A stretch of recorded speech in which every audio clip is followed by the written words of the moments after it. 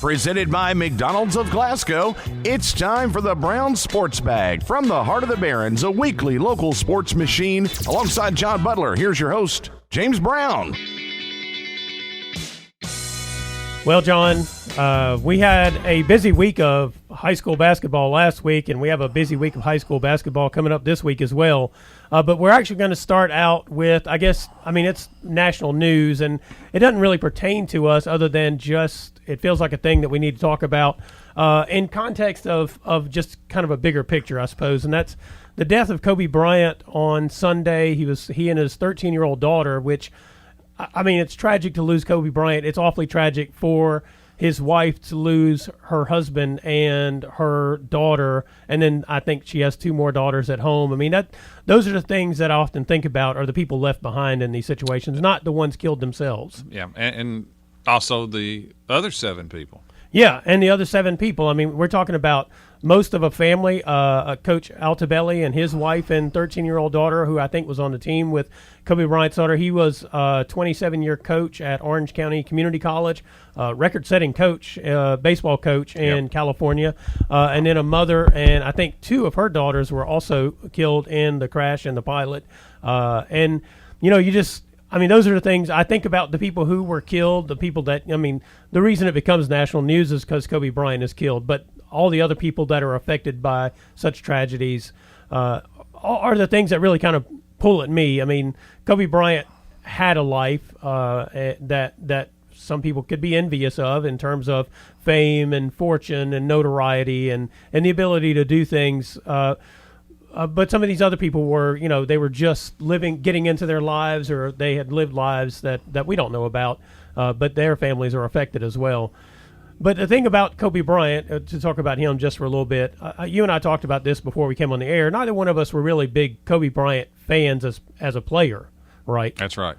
But he has done some things post-career that have been pretty impressive in terms of he started the Mamba Academy, which focuses a lot on the development of girls basketball players, which is a bit of a rarity in the world.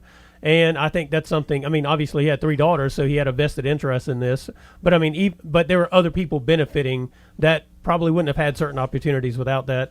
And I think that's a good thing. He's written children's books. He kind of left his NBA career and went full-fledged fatherhood in so many ways. He really did. And in one sense, he was kind of rewriting his life after his NBA career. Right. And like you said, I was not a Kobe Bryant basketball fan. Right. I was never really a fan of how he played. I liked, his intensity and his will to win his competitiveness was incredible, but I was never his work ethic was off the charts as well. His work ethic. I think that's fair to say. But I was more impressed at how he had almost revamped his life. Once it was over, and he'd moved more into being the father of his children. He had 4 children, and getting into other aspects that were not necessarily basketball related, as you mentioned, children's books, the academy, and it looked like he was going to take a huge interest in women's basketball. Yeah, right. And I don't know where that could have gone. Right.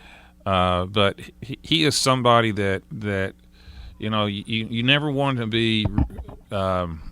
You never want people to look back on you on the worst part of your life, the faults that you had, and he had some bad faults. Yes, he did. I don't want to be remembered for my Me top 3 worst things that happened to me. I right. can tell you that. And it looked like he had really opened a new chapter, and it's so regrettable that he was not going to be able to write that last chapter. He's still a young guy, 41 is young, especially when you're my age. You're looking back on it, and I always just such a tragic loss. And I'm not saying it's an unnecessary loss, but just daggone a helicopter crash. It's just such a freak accident that it's tragic. But I'll always, when these things happen, whether it's when airplanes go down and a famous person is killed or whatever, I always look at it a little differently, I think, than some people, in the sense that I always look at what about everybody else, the other 8. Yeah. And Kobe Bryant's death is what's bringing attention to it. But there are some other people who are just tragically lost, and I always feel kind of bad for those people and their families, because sometimes they're like an afterthought in the whole discussion. Yeah. We were talking about this before we came on air. Kobe Bryant's post-career life was kind of the anti-Michael Jordan in so many ways. The guy that he's most compared to, and the person who he admitted he modeled his game after, who he wanted to be like, and why he worked so hard is because that was the pinnacle that he wanted to reach and ascend. And so, Michael Jordan was, as a player, learned to be unselfish to win. Kobe Bryant, it felt like, never really learned to be unselfish to win. I mean, he won, even with teams that weren't necessarily that great in a lot of ways, but it always felt like it was about him on the court. But his post-career, it looks like one that was headed toward unselfishness. And greatness, too. Yeah, and greatness. And Michael Jordan's post-career looks like one of just being just like Michael Jordan was before Phil Jackson came along, which is pretty selfish. Well, he owns a team. He does own a team. Yeah, he owns a team, so he's an entrepreneur. Yeah. His Hall of Fame speech, though, woof. Yeah. Yeah, it was a little salty. Yes, Yeah. yes. But, it's just I was a little surprised at that it's more of a global attention to this. Yeah. And that's the other thing about Kobe Bryant. He spent a large part of his youth overseas. Yeah. In Italy, I believe, and has a huge Chinese following. He's made numerous trips out to China and so forth in support of the game. So, yeah, it's one of the few things that's brought people from all walks of life together in terms of the remorse and support and so forth. And it's really an international scene right now. Yeah, and talking about bringing people together, I mean, that's happening right in our community. As a matter of fact, on Friday night, and we're going to get to this game in a little while, Barren County and Glasgow are playing their second game of the season, and the 2 student sections are going to come together in a show of support and in honor of Kobe Bryant. They're going to all dress in purple and gold. They sat on Twitter. I think that's pretty cool. I mean, it's anything that brings us together in this community is better than the things we spend time tearing us apart. That's exactly right. That's good. And I'd love to see the students do more stuff like that, as a matter of fact. Yeah, and or the adults need to help sometimes. That's exactly right. And it doesn't always have to be because somebody died. Yeah. Well, another thing they usually do pretty well is the pink out stuff, the breast cancer awareness and that kind of thing. They'll come together for that. I always think that stuff is really fantastic. I think back to the kid's name just slipped my mind totally. Gunner. Yes, Gunner Eaton. Whenever they had the game over at Glasgow High School and everybody just celebrated him right while he was going through cancer treatments, and that was like one of the more special games that I've ever been to. Right. As a just in this community in general, because everybody came together for that moment. So anything that brings us together, whether I think there's more things just in life that brings people together than actually divides us. If you look, there's more common humanity than people think. I'm going to try not to slip off on too much of a soapbox right here, but the people who often want to divide us are those who are looking to conquer us. And if we accept that, then we will be conquered. If we spend more time focused on what we have in common, both in this community and elsewhere in the world, which is a lot of things, right, then we'd be a lot better off. So don't listen to those people who are telling you your neighbor is out to get you. Go talk to your neighbor and see how they're doing today. Good point. And real quick, now I'll get off of that. So we'll take a real quick dive into the NBA discussion as a whole, jumping off the Kobe Bryant thing here. Can you tell me who is in first place in the East in the NBA at the moment? You talking about each division or no, just in the playoff race? Milwaukee. Yes, that's correct. All right. They are 40-6. Okay. Can you guess who's in second? In the East? Yes. I'm going to go with Boston. They're in fourth. Okay. Number 2 is actually Toronto, surprisingly enough. Toronto is 2, okay. And can you guess who's between them and Boston? This will surprise you. It's not Philadelphia. I think Philadelphia is behind Boston, right? Yes. So then it would have to be Indiana? Miami. Miami, that's right. Miami. So Jimmy Butler is worth a lot of wins, apparently. And Tyler Hero. And Tyler Hero. Yes, he's having a great season. And Bam. And you are correct. You're nailing them all There right you now, go. John. Yeah, Miami has put together quite a team over there that people are just probably not quite aware of. Kind of hard-working guys. They are. I mean, I think about Jimmy Butler when he was in Minnesota and everybody got mad at him because he was giving on Wiggins. And He's got a little Kobe Bryant in him. He does indeed. Not the prolific scorer, but he's got a lot of that desire to win in him. I'll say that. He strikes me as slightly more Michael Jordan in that he might punch his teammate in the face in practice, and that's not something that you ever heard much about Kobe Bryant with. That's true. So, anyway, so that's that, and then finally Philadelphia is after Indiana, Okay. And then Orlando and Brooklyn are bringing up the 7 and 8 slots, and they both have losing records at the moment. That's sad. Yeah, it is. In the West, can you guess who's in first? It's the Lakers. That is correct. 36 and 10. Okay. Can you guess who's in second? It's not the Lakers. It's I'm going to. It's not. No, it's not Houston. It's not the Clippers. It's not Dallas. It's either Denver or Utah. Utah. Okay. Led by Donovan Mitchell. That's no right. less. From the Ville. Yep, from the Ville. And then the Clippers are third. I don't think the Clippers care so much what their rating is when the playoffs start. No, they are into resting players. Yeah, they're worried about April, May, June. Yeah. Is Denver fourth? Denver is fourth. Dallas is fifth. I like Dallas. I do too. I like Luka Doncic. Yeah. What a terrible decision Phoenix made 2 years ago when they didn't draft him. Yeah. They picked that center for Arizona who I don't know anything Andre about. Guyton. Yeah, what's he doing?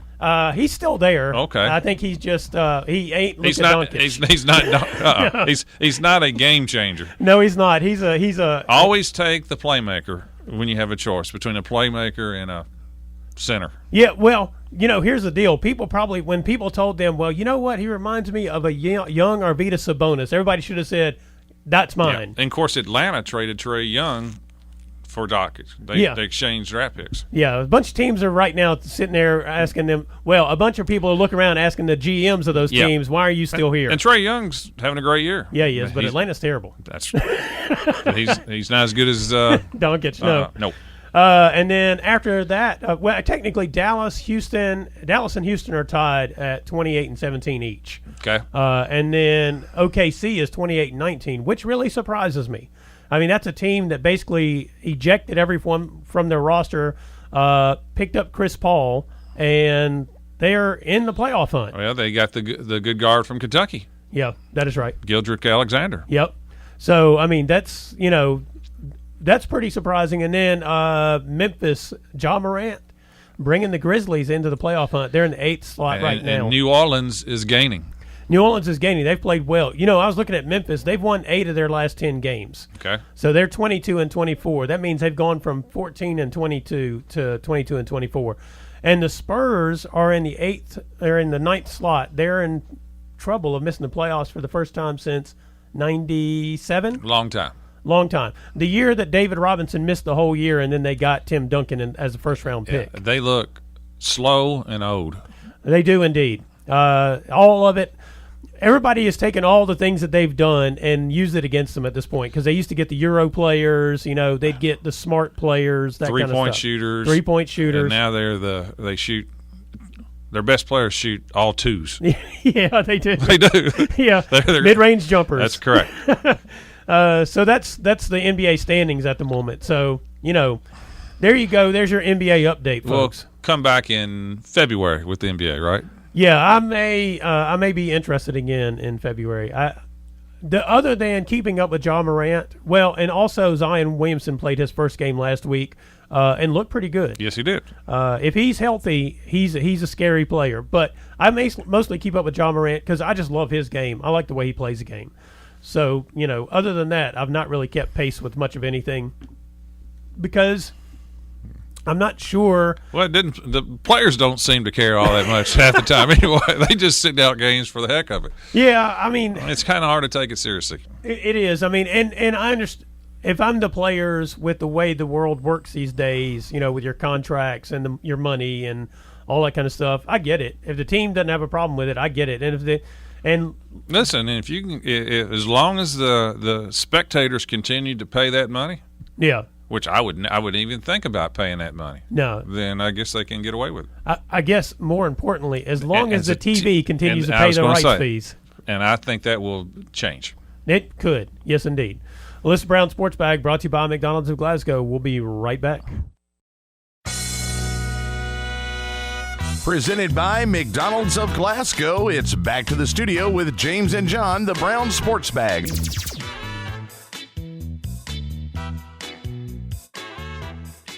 Well, John, at the end of this week, on Friday, I guess that's the end of this week. It's the end of the work week for a lot of folks. Barren County will host Glasgow. It'll be a girls' game, boys' game, and I would say it's for first place in the district tournament, but in a way it may not be, because let's say that Barren wins a boys' game and Glasgow wins a girls' game, we're going to wind up more than likely with one of those, pull a number to see who gets the number one seed. So the only way it is for first, but it may not, depending on how it breaks down, we may just have a number pool to see. Well, it's definitely for first for Glasgow boys and the Barren County girls. Yeah, if they win, they've got the number one seed. That's correct. Now, Glasgow has to still play its 3 games in the second half of this schedule, but this will be Barron's 3rd game in the second half of the schedule for both. So we'll know what their final district record is. That's correct. On Friday. Let's start with the girls' game. I would say this. Glasgow's girls, the last week, they are, including tomorrow night, because tomorrow night they'll play Bowling Green. So at Bowling Green, that'll be a good test for them as well. But they've played some pretty good games in the All-A tournament. In Richmond, yeah. And excuse me. And then the Bowling Green game. So they've had some pretty good tests of recent weeks. Now, Warren East ended up being a pretty good test going back almost a couple of weeks now for the Barren County Trojanettes. But for the most part, their schedule, they've beaten teams that are not real strong at the moment in their most recent games. Tonight they'll play at Hart County. That also kind of qualifies. Hart's not the Hart County of old at the moment. So Glasgow will come into this game probably with a little more test in recent games. Yeah, in recent games than Barren has had. And I don't know how that affects things other than this is kind of the part of the season, right, as a coach, where you worry about your team maybe getting into bad habits or, because some of the you're closing in on the end of the season. It's been a long season. People are kind of tired of maybe seeing each other in practice. They just go out and play the games. And if you're playing teams that aren't really threatening you, maybe you get into some bad habits. And maybe that's where the Trojanettes might be at the moment, while Glasgow hadn't really been able to afford to do that the last week. Yeah, well, the girls, Barron's girls, they have this will be a good test for them. Of course, they have Hart tonight, and they go to Logan tomorrow. The Logan game may be that'll be interesting. It could be. Logan's been very disappointing this year. Yeah, they are. I'm very surprised they got a losing record. I'm really not for sure if it's injuries or what. So I'm a little surprised on that one. But they're talented enough, and Barren has had just the region itself is not real strong, to be perfectly honest with you. But they have played some good. They've played Bowling Green twice. Yeah. Anderson County's a top 10 team. They've had them. They played E-Town, so they've played 4 teams in the top 20. Yeah, they're really good. But recently, you're right. Other than Warren East, they've not been challenged all that much. Though Allen challenged them. Allen, we were both at the Allen County game Friday. Allen played really good, to be perfectly honest with you. They fought them the whole way. Yeah, Barren could never put them away. Barren was never, in my opinion, in danger of losing. Yeah, but they couldn't put them away. So. Real quick, Allison Metter, you can tell she's getting healthy for Allen County. She's looking a lot better in recent weeks. They're scoring. The first 5 weeks of the season, you look at Allen's scores, they couldn't get 30 points. No. And now recently they're up in the 40s and 50s and so forth. So they look to me to be the 3rd best team in the district now over Monroe, as long as they can stay healthy. Mm-hmm. But this game Friday between Barren and Glasgow, I definitely think it's 2 of the top 4 teams in the region. I think the top 4 teams, in my opinion, it's pretty clear. I think it's Bowling Green is the top. Mm-hmm. They've beaten everybody, and they've beaten everybody handily too. Yeah, they have. I think Barren is a number 2, and then I think it's Glasgow and South Warren. Yeah. And I think after that, I don't think any team below that really has a realistic chance of winning the regional tournament. Yeah, the fourth region really is down in girls basketball right now, overall. Overall. I mean, I think those four teams could win it. Bowling Green is the prohibitive favorite right now. Yeah. The Barren Glasgow game earlier, but the one right after Christmas, was played at Barron's pace. Yeah. Fast-paced game. Barron put up over I can't remember the last time Barron scored over 70 points against Glasgow. Mm-hmm. I think they got 70. They got 70 or in the high 60s. 68-45, 68-53, something like that. Yeah, it was 15-point game, but Barron scored a lot of points. They had close to 40 at half. I mean, I was just surprised. And Elizabeth Bertram was fantastic that night. I mean, she was in one of those zones where, you think everything you shoot will go. 67-53. 67. That's a lot of points. Yeah. I don't think that's what Glasgow wants. Yeah, she had 35 in that game. Yeah, right? So. I don't think they want to play that pace. No. Not against Barron. So we'll see how the pace of the game changes. We'll see how they guard Bertram. Again, this is a tricky game for me to pick because in the sense that I don't know if both teams will show everything they have. Yeah. Because they're not going to play each other in the first round of the district. Right. I think it's locked in. They're going to be one or two. Doesn't matter. Somebody's going to play Allen. Somebody's going to play Monroe. And it's not going to be Barron and Glasgow playing each other. Right. So I don't think you're going to see any junk defenses like a box and chase or anything like that. But I do think Glasgow will try to slow it down a little bit more. Will probably guard Elizabeth a little bit more of an emphasis, but I don't see them chasing her or anything like that. At least not yet. Yeah, and I think one of the things, I mean, look, real quick, Glasgow played in the All-A State tournament Wednesday. They won pretty handily. They had a great game on Friday. It's a game where if you looked at the stats, you'd be shocked that they lost it because they played Danville. To Danville, right. They had fewer turnovers than Danville. They had more steals, but they just shot 37%, and they missed some easy shots in the game. It was just one of those situations. But Ashanti Gore had like 30, didn't she? Yeah, she had 33, and I think she had like 5 blocks in the game. And double-digit rebounds. 13 rebounds, I think it was. I mean, That's she impressive. had a great game. Right. Ansley Adwell missed some shots. She probably could be kicking herself just on some of the shots she missed in that game.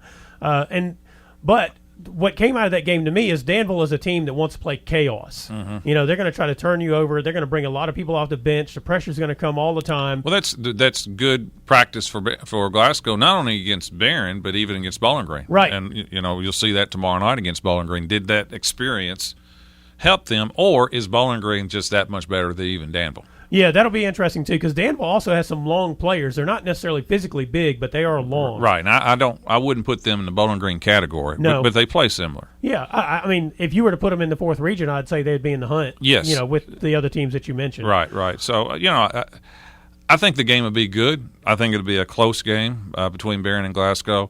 How it's going to turn out, I'm not for sure. I still think Barron overall has had the better year and has played overall, especially you saw the first game between the two, but I don't think it's going to be played that same way. No.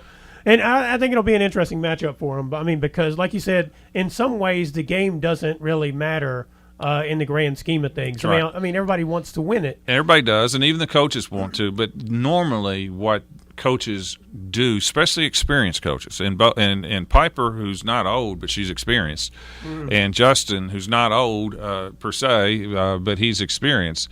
I just have a feeling. I just know when I was in that spot, you don't want to show your entire hand. Yeah. Well, and because these two are probably looking at a situation where, they won't play in the first round of the district. But when they meet, and if they get to the district finals and meet there, they're more or less playing to not be on the same side of the bracket as Bowling Green. You don't want to draw Bowling Green as a potential loser. You could still be on the same side. Well, yeah. Well, that is true. You could be on the same side, but you're trying semifinal. You're trying to hope that you get a game in at Diddle before you have to That's right. deal with that situation. So there's not a whole lot of incentive for them to show much. There may be a lot of incentive for both of them to push their players to play hard because of the intensity of the community rivalry. Yeah, I mean, they're going to play hard, and they're going to, both teams want to desperately win. You never never want to lose to each other. I can tell you that, Right. and especially in front of about 3,500 people, which Yeah. will be Friday night. Yeah. And also, meanwhile, the boys' game, I don't, Barren was in a rut of losing close games. They've kind of broken out of that. They have. They've had a fabulous last week and a half. Yeah, and even on Friday night was impressive because Jacob Shaw and Aiden Eichen both got in foul trouble in the first half. Warren had to call on other people to step in and fill the gap, and they did a good job. So we talked earlier about the bench players trying to find who was going to step up, and in this case, it paid off for Well, him. against Allen, Will Bandy was fantastic. Yeah, he was. He had 19 points, 13 rebounds. Yeah. The player that's really playing really well right now is Gavin Withrow. Mm-hmm. He's been in double figures the last couple of games. Shot the ball well. Shooting the ball well, taking the right shots at the right time, not really turning the ball over. He's playing really, really steady right now and playing well. Yeah. And Warren has the luxury and sometimes it's the curse of having 9-10 players to play, and it's not easy to do. But the more Barren plays, oddly, the better they play. Yeah. When they play back to back or three games in 4 days or whatever, I think it's because they play so many players. They start to get into an offensive rhythm. They're not a great offensive team, but the more they play, they get better offensively. Yeah. And I think it's really, really helped them. They're playing really well. When they've had Hart County tonight, you have to think they'll be a favorite against Hart. Mm-hmm. The game Saturday, when they blew out Franklin, they beat Franklin 30 at Franklin, and nobody has blown out Franklin all year. Franklin plays everybody close, and Barren went down there and just blew them out, which surprised me, and it didn't surprise me that Barren won. How they beat Franklin was very impressive. Well, and the final was 77-50, and the interesting thing about it is that Barren had good balanced scoring, and also, Franklin plays a style that used to might cause Barren some trouble. Always has. Yeah, but this team that he has right now, Warren has right now, they actually like that. So Barren has Hart tonight at Hart. Tomorrow they got a really tough one. They go to Logan. Yeah, that will be an outstanding test for him because Logan is good with John Tinsley over there coaching. Got some good players. Yes, and then Glasgow Friday. Yep. So good week. Yeah. Now the Glasgow game, you just predicting the Glasgow Barren boys game. It's hard to predict. Other than it'd be close. They've been very close. Glasgow's had Barren's number the last couple of years. They've been close Glasgow wins. Before that, Barren had Glasgow's numbers. Yeah. The problem with Glasgow is they haven't played in 2 weeks. Mm-hmm. The last time we saw Glasgow was probably their worst performance was at Clinton when neither Kirkpatrick nor Franklin played. Yep. And we don't know what their status is going to be. They play a very good LaRue team tomorrow night. Yep. And if those guys are back, especially Franklin, if he's back, then he's a dominant player. Yeah. Kirkpatrick helps them too in terms of shooting. I think he's maybe a little bit more shaky in terms of his coming back from his injury. Right, but it's all going to depend on how healthy you are. They always got a chance with Sorrell. Yeah. Great guard, but the other pieces remains to be seen. Yeah, and like you said, they haven't played in 2 weeks. Not since they lost that Clinton County game. It's odd to get. That's a long. It's a worse in the middle of the season. It's 2 weeks is like you took. Baseball and basketball are games in which you need rhythm to play offensively. Yeah. Baseball you play every day pretty much. Basketball, you need to be on that 2 game a week, or sometimes 3 doesn't hurt you that bad. But boy, it's hard to stay fresh with layoffs in basketball. You can enter scrimmage, but be honest with you, most high school teams don't have 10 quality players to challenge each other. Well, talking about Jaden Franklin, with him out of the lineup, you can find people to fill the spots, but as you mentioned, he's a dominant high school player. Yes, you just don't replace a Jaden Franklin, and you can't match up with that in practice. And Kirkpatrick's their best shooter. Yeah.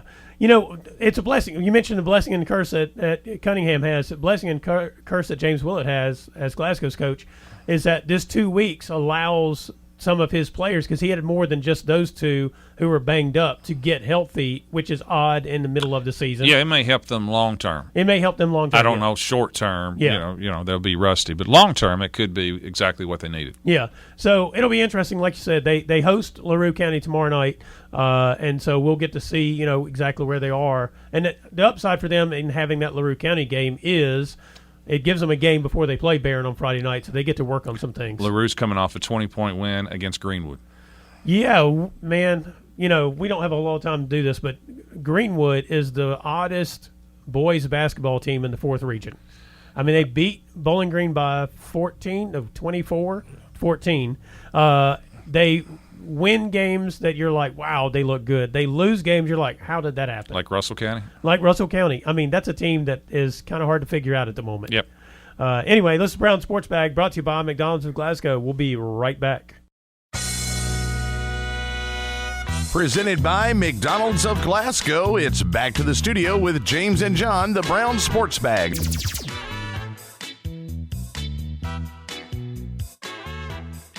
Well, John, it's time for the annual event that everybody spends so much time talking about the ads and they forget about the football game.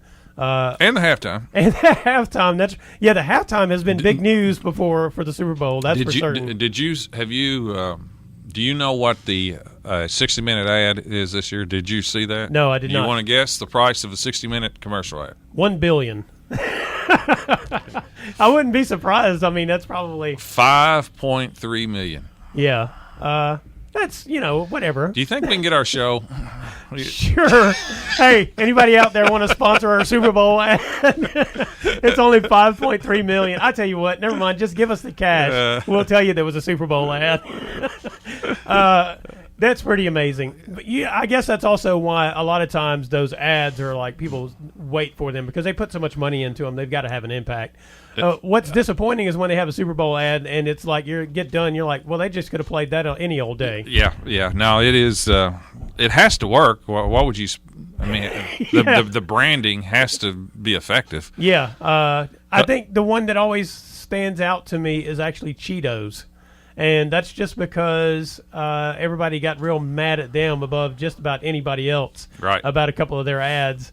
And I was like, well, it was effective because everybody they talk about it. Yeah, I mean, everybody complained about it so much that I remember that Cheetos had a Super Bowl ad. I don't remember what the ad was or anything like that, but what was effective was everybody complained about the Cheetos ad, which means they succeeded. That's correct. Meanwhile, there's actually a football game, and that is the 49ers and the Chiefs, John. I think... first of all, I think it'll be close. Yeah. And I like the 49ers, oddly. Do you? Yeah, I do. I think the Chiefs are like a 1.5-point favorite. And I think part of that is because they've got the best player. Yeah. Tyrann Mathieu. No. My bad. Patrick Mahomes. Yeah, that's right. They've got the dynamic quarterback, and they've got the best offense. And normally that's appealing to bettors and people like that. They've got kind of the most exciting player and so forth. But I think the 49ers they're the best overall rounded team. I think they got the best defense. I think defensively they're better than the Chiefs. Yeah. Tremendous their offense is very versatile. Got a great ground game. I think the quarterback is good enough, and both coaches are tremendous offensive-minded coaches. Yeah. This could probably go either way. Just my gut tells me San Francisco will win, though I'm kind of for Kansas City because I like to see Andy Reid, who I think is one of the nicer guys. I think he's kind of deserving of a Super Bowl. If you can be deserving of something like that, he has put his time into it, and I kind of hope Kansas City wins. But I think if I had to put a bet down, it'd probably be on San Francisco.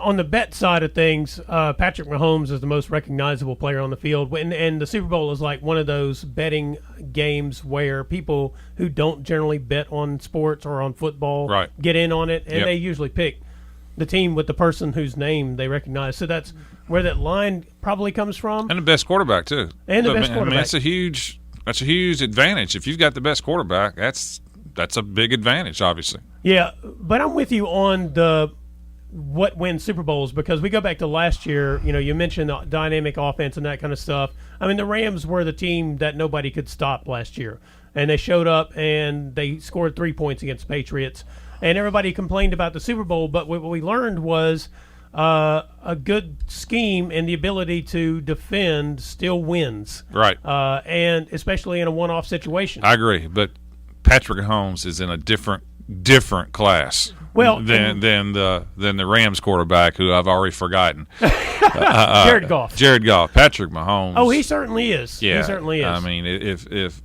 Kansas City is going to score 24 or more points, yeah. The question is, will San Francisco get to 30? Yeah, and this goes back to what I was about to say about the Mahomes situation. So more often than not, the only way teams can get any kind of pressure on Mahomes, and a lot of times it's not even successful, is by blitzing. But the 49ers have proven that they can just line up their 4 guys up front, and those guys do a lot of damage by themselves, which really allows the secondary and linebackers to take away passing lanes, which is basically what they've been able to do in the playoffs, in the regular season. I mean, what they finished 14-2 in the regular season, and that's wise, because they don't have to do anything other than their base ability in order to win games on the defensive side.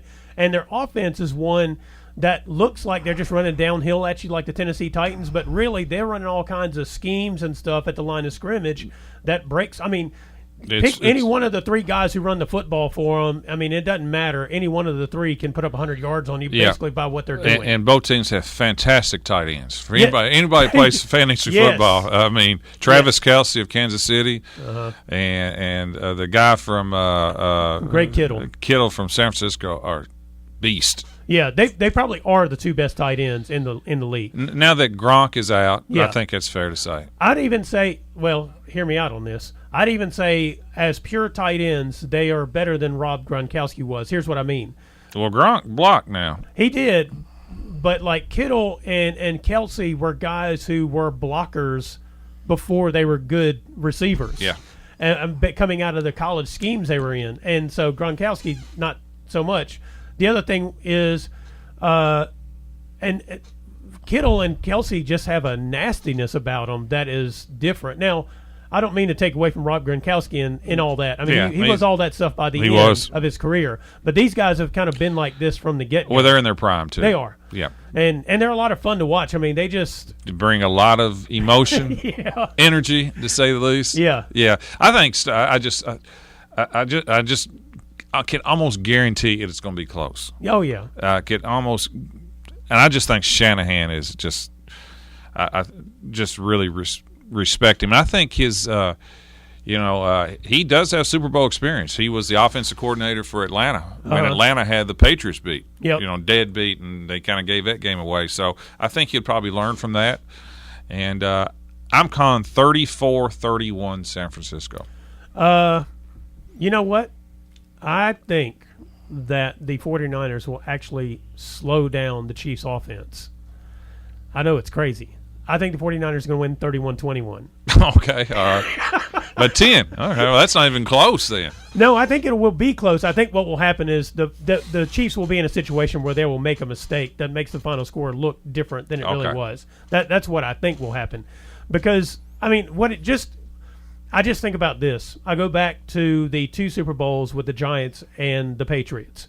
And in those 2 Super Bowls, everybody talks about Eli Manning, but the bottom line is, in those 2 Super Bowls, the Giants had a defensive line in both that could apply pressure to Tom Brady and allow their defense to take away what they wanted to do. And that's what the 49ers seem to be able to do. The only difference is Mahomes is much more mobile. He is, and oh, by the way, the Patriots didn't have Tyreek Hill. That's correct. They will have the who nobody can keep up with. Yeah, Kansas City has like a world-class track team out there. Yeah, there are definite differences that allow the Chiefs to put up points in ways that even the best Patriots teams couldn't. But even more important for San Francisco to be able to pressure the quarterback without blitzing. Yeah. Right. Because they're going to need as much help as they can on the backside. Yeah, if they can, because if you look at the 2 playoff games for the Chiefs prior to this, people talked about, well, who do you double, Hill or Kelce? Well, the 49ers may be in a position to not have to make that decision. They may be in a position to pressure both of them and make somebody else actually beat them. And both teams have, being honestly, have caught some breaks in the playoffs. Oh, yeah. Kansas City has had to go through the dreaded Tennessee Titans, no offense, and the Houston Texans. not the most stellar of teams. And San Francisco beat Minnesota at home, kind of boring. Yeah. And an overrated Green Bay. Yeah, they did. So both teams avoided. Kansas City avoided Baltimore and New England. Kansas City avoided New Orleans. Yeah.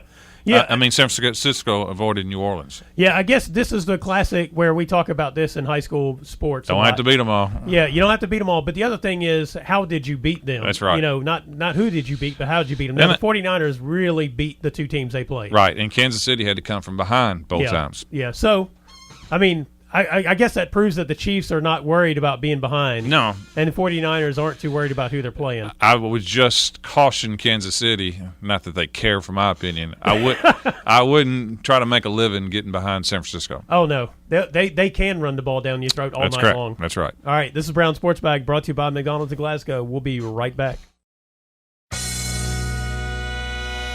Presented by McDonald's of Glasgow, it's back to the studio with James and John, the Brown Sports Bag.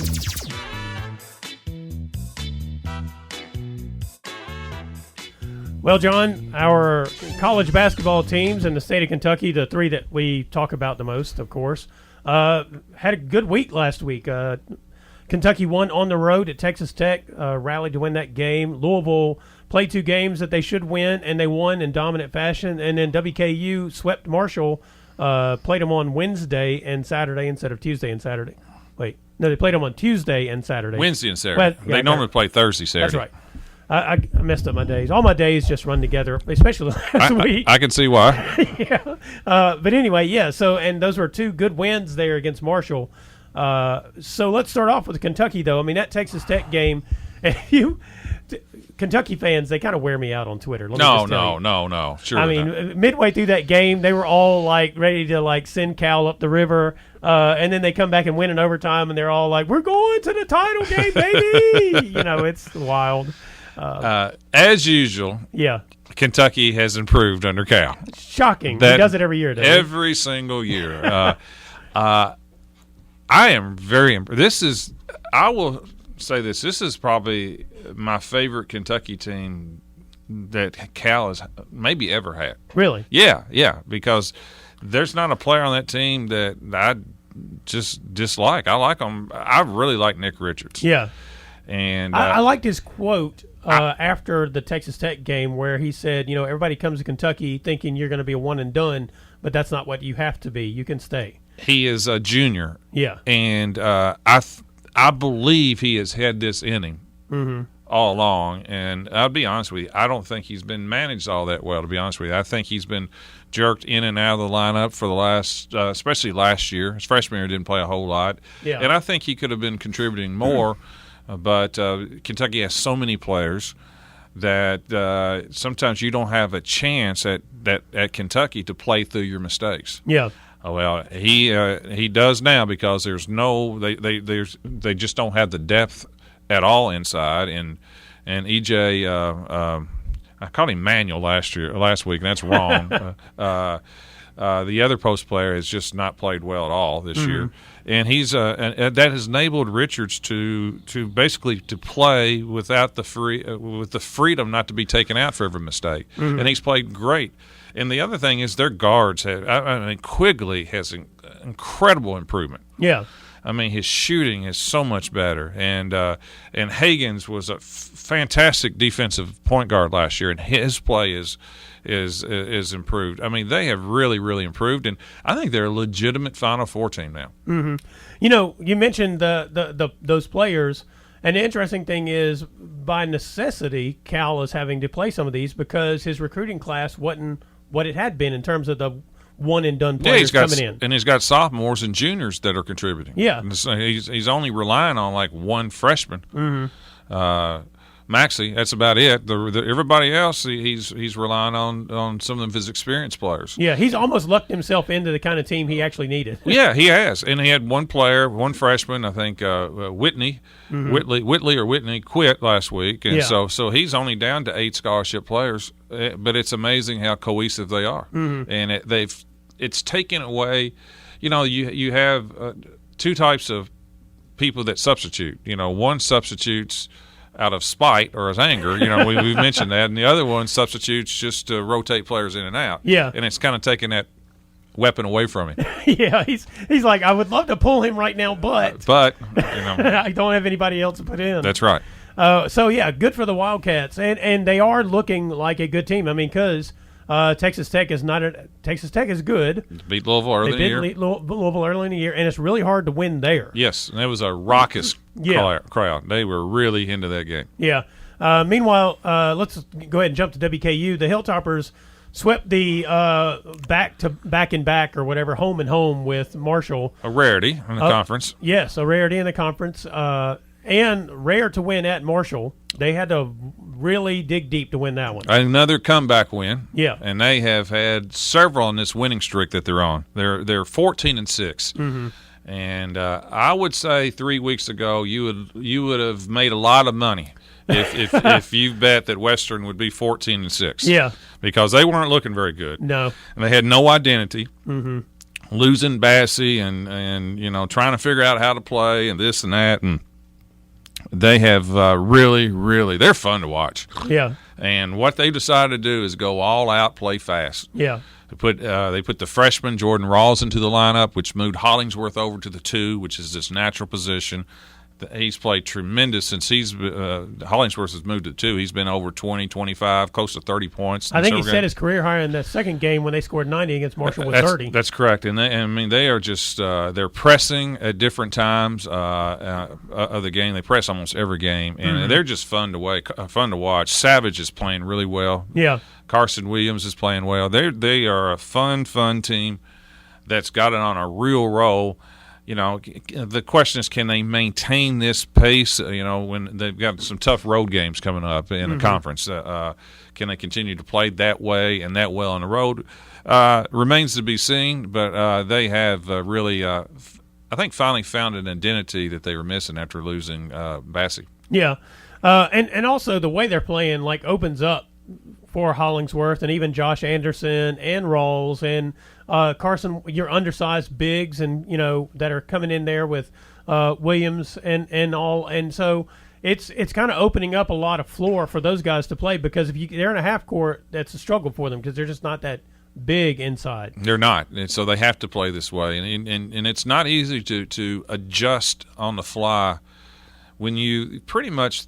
You would have to think that that the whole offensive concepts going into the year was centered around Charles Bassey. He's an NBA type of player, 7 foot. So they've made these adjustments, and of course they finally figured out they weren't getting the point guard. The transfer was not going to be allowed to play, so you had that. Yeah, Kenny Cooper. So it's been I give the coaching staff, Coach Stansbury, a lot of credit. This is not easy to do to kind of to change on the fly, but they have done it. And Jordan Rawls, the freshman point guard, has been a big asset. His play has been good, but just taking the stress off Hollingsworth by moving him to 2 has been a big move for him. The Kenny Cooper thing is another kind of case where a coach was forced to make a decision, and it seems to be working out with putting Jordan Rawls in the lineup like that, because the Hilltoppers needed a point guard. They did, and they were waiting on Cooper, and they kind of had to go with the freshman. And sometimes just circumstances happen. Cam Justice hurt his back. Yeah, and missed 2 or 3 games. So when he hurt his back, they put in Jordan Rawls at the point, and I don't think you're going to get him back. I don't think you're going to get him out of the lineup. Yeah. Meanwhile, the Cardinals, they won the way they should against the teams they should win against, coming off the win at Duke. Louisville is another team that's massively improved, and it's you have to give David Johnson, the freshman out of Trinity, a lot of the credit. Yeah, 6'5", 6'6" guard that's really kind of transformed the team into a. He's taken them to a different level. Their one weakness was their point guard spot, and he has seemed to be an answer to that spot. Yeah. Thanks for listening, and be sure and join James and John once again next Monday at 4 for the Brown Sports Bag, a local weekly sports machine presented by McDonald's of Glasgow. Coming soon to your FM dial, this is Fox Sports Radio, WCDS Glasgow, AM 1230.